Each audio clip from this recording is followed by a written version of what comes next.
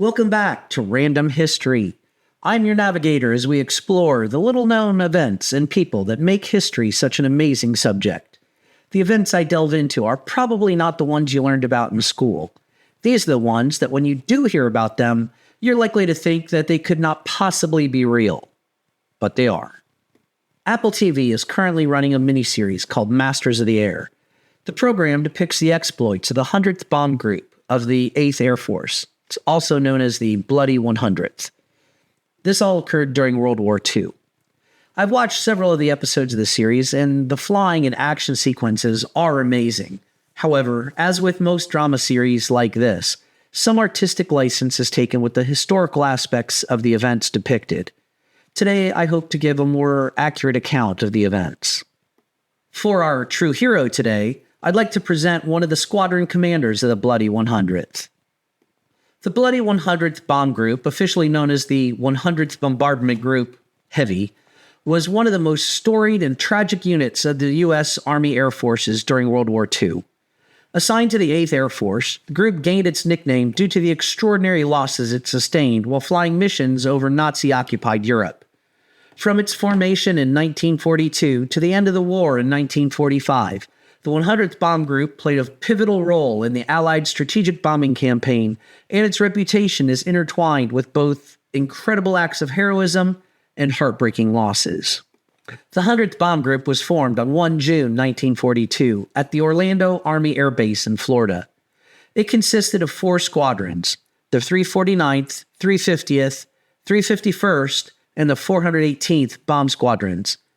The unit was equipped with the B-17 Flying Fortress, a 4-engine heavy bomber designed for long-range bombing missions. After training in the U.S., the group deployed to Thorpe Abbotts, a base in Norfolk, England, where it became part of the U.S. 8th Air Force, which oversaw the strategic bombing campaign against Germany. In June of 1943, the 100th flew its first combat mission. The group's initial missions were part of the growing American effort to target German industrial centers, transportation networks, and military installations.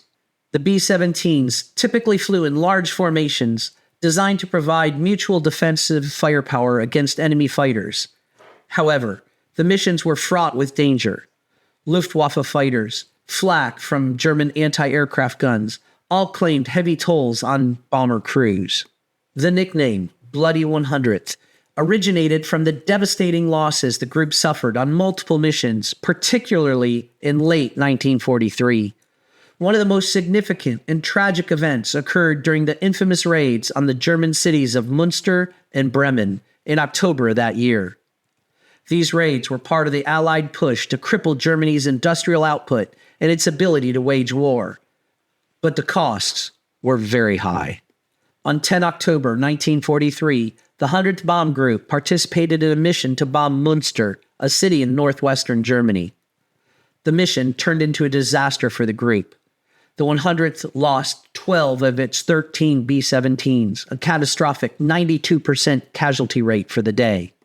The aircrew casualties were equally severe, with many men killed, wounded, or taken prisoners of war. Just a few days later, during a mission to Bremen, the group lost 7 more planes. These losses were a defining moment for the 100th, cementing its bloody reputation.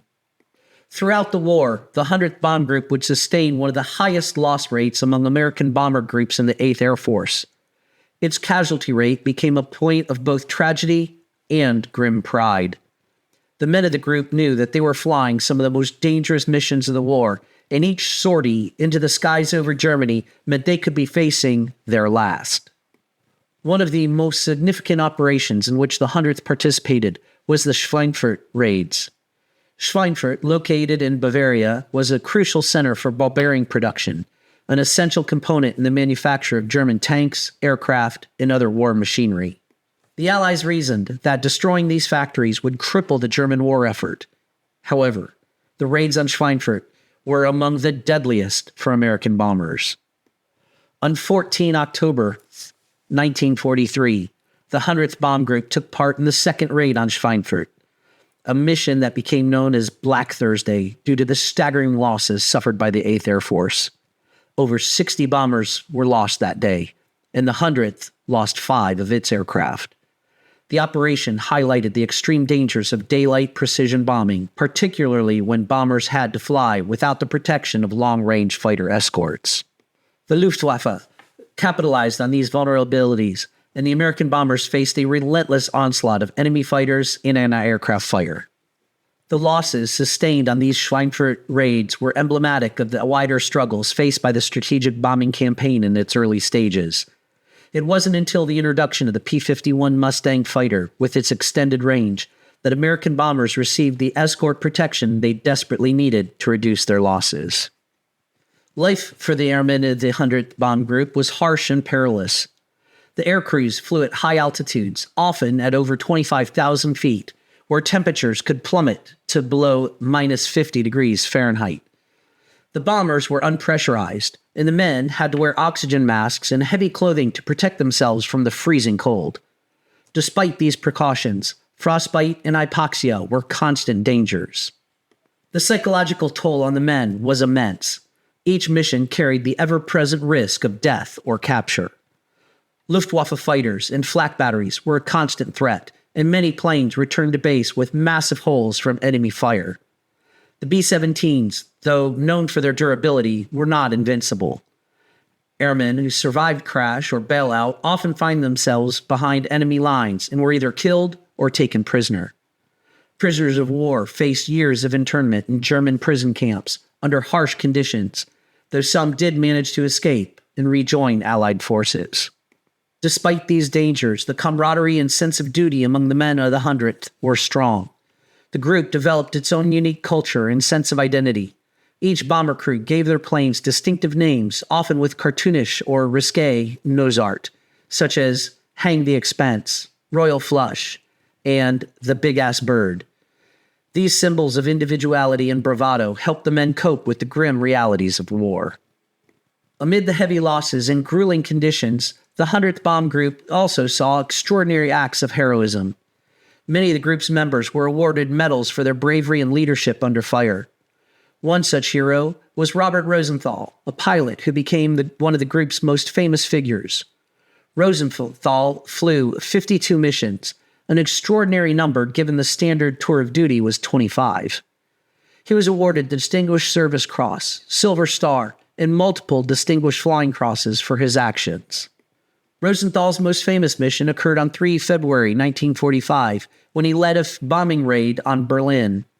Despite his plane being hit and catching fire, Rosenthal continued the mission, leading his formation to the target and successfully dropping their bombs. He and his crew managed to bail out and survive the mission. Rosenthal's leadership and determination became emblematic of the courage of the 100th Bomb Group. By the end of the war in 1945, the 100th Bomb Group had completed 306 missions and dropped over 19,000 tons of bombs on enemy targets. Despite heavy losses, the group played a crucial role in the destruction of Germany's industrial capacity, helping to pave the way for the eventual Allied victory in Europe. The group's final combat mission took place on 20 April 1945, targeting the oil refinery at Oranienburg, Germany. Shortly thereafter, Germany surrendered, and the 100th Bomb Group returned to the United States. The unit was deactivated in December of 1945, but its legacy lived on. In the years following the war, the 100th Bomb Group's reputation as the Bloody 100th became part of its lasting legacy. The group's sacrifices were memorialized through reunions, publications, and museums dedicated to preserving the history of the men who served. Thorpe Abbotts, the group's base in England, is now home to the 100th Bomb Group Memorial Museum, which honors the group's contributions to the war effort. The story of the 100th Bomb Group is one of tragedy, heroism, and resilience. The group's harrowing losses during missions such as those over Münster, Bremen, and Schweinfurt earned them the grim nickname, but it also became a symbol of their determination and sacrifice. Despite the overwhelming dangers, the men of the 100th continued to fly mission after mission, knowing the crucial role they played in the war. Their contributions to the strategic bombing campaign helped cripple Nazi Germany's ability to wage war, hastening the end to the conflict and securing the eventual Allied victory. Today, The Bloody 100th's legacy stands as a testament to the bravery and endurance of men who served in one of the most dangerous branches of the U.S. military during World War II. A military unit is only as good as the men who serve in it. For today's True Hero segment, I would like to talk about the commander of one of the 4 bomb squadrons of the 100th. His name was Gale Winston Cleven. Normally, I speak about Medal of Honor winners in this portion of the show, and while Cleven did not receive the Medal of Honor, he had been nominated for it, but it was downgraded to the Distinguished Flying Cross. Gale Winston Cleven, a highly decorated pilot and officer in the U.S. Army Air Forces, played a significant role in some of the most intense aerial operations of World War II. As a B-17 Flying Fortress pilot with the 100th Bomb Group, Cleven became a key figure in the strategic bombing campaign against Nazi Germany, including his involvement in the Regensburg shuttle mission. Later in the war, Cleven's service took a harrowing turn when he was shot down and became a POW, or prisoner of war. Cleven was part of the 8th Air Force, which was tasked with leading daylight precision bombing raids over Nazi-occupied Europe. The 100th Bomb Group, in which he served, became famously known as the Bloody 100th, as I just mentioned earlier, due to its high casualty rate, particularly in the early years of the air war. Cleven quickly rose through the ranks due to his leadership and skill, becoming the commanding officer of the 350th Bomb Squadron within this group. One of the most notable operations in which Cleven participated was the Regensburg shuttle mission on 17 August 1943. This mission was part of Operation Double Strike, a coordinated effort to strike critical targets deep within Germany. The Regensburg raid targeted the Messerschmitt aircraft factories, which were essential to the production of the Bf-109 fighter planes used by the Luftwaffe. Cleven was among the pilots who flew in this high-risk operation, navigating his B-17 through intense anti-aircraft fire and German fighter attacks. Despite these challenges, Cleven and his crew successfully bombed the Messerschmitt factory, contributing to the temporary disruption of German aircraft production. However, the mission did not end there. Unlike many bombing missions, the Regensburg raid involved a shuttle aspect, where Cleven and the other bombers did not return to England, but instead continued to bases in North Africa. This strategy aimed to avoid flying back over the heavily defended territory and reduce losses, although the mission still came at a high cost. Cleven's participation in this critical operation highlighted his courage and dedication to the Allied cause. Unfortunately, Cleven's luck ran out during a subsequent mission. On 8 October 1943, while flying a bombing raid over Bremen, Germany, his B-17 was shot down by enemy fighters. Cleven and his crew were forced to bail out of their aircraft and were captured by German forces, making him a POW for the remainder of the war. Cleven was held in Luftstalag III, a German POW camp that housed Allied airmen. This camp became infamous for the Great Escape in 1944, although Cleven did not participate in the escape attempt. His time as prisoner was marked by the harsh conditions and uncertainty faced by captured Allied personnel, but he survived until the war's end, when he was liberated by advancing Allied forces in 1945. After the war, Cleven's experiences as a combat pilot and POW earned him several commendations, including the Distinguished Flying Cross and Silver Star. His leadership in the face of overwhelming odds during the Regensburg mission and his perseverance as prisoner of war reflected the bravery and resilience of the men of the 8th Air Force.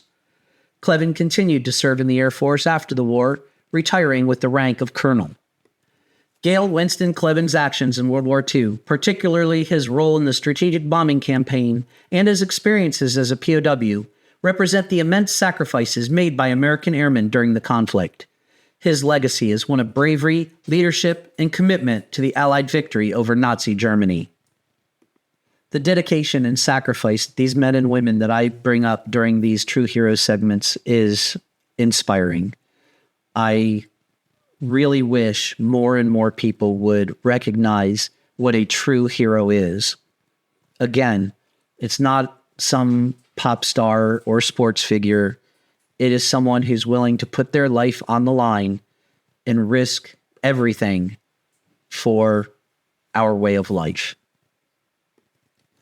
This brings us to the end of another episode. I hope you enjoyed it and will come back and listen to future episodes. If you'd like to view the transcript or sources for the episode, click on the link in the description.